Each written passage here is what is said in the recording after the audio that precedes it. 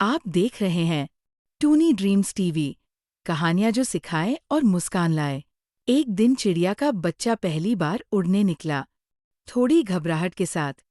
वो उड़ तो गया, लेकिन ऊपर से नीचे गिर पड़ा। धपाक। अब वो रास्ता भूल गया और डर से धीरे धीरे रोने लगा। कछुआ धीरे धीरे आया और बोला, चलो, धीरे चलो मेरे जैसा। फिर खरगोश भागता हुआ आया, बोला, तेज दौड़ो। ऐसे।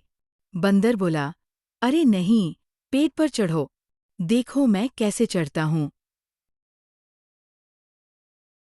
चिड़िया का बच्चा बोला, नहीं, अब मैं खुद सोचूंगा। उसने निशान बनाए और खुद ही अपना रास्ता ढूंढ लिया। सीख, सलाह सबकी सुनो, पर फैसला खुद सोचकर करो। अगर आपको कहानी पसंद आई तो सब्सक्राइब करें और अगली कहानी में मिलते हैं।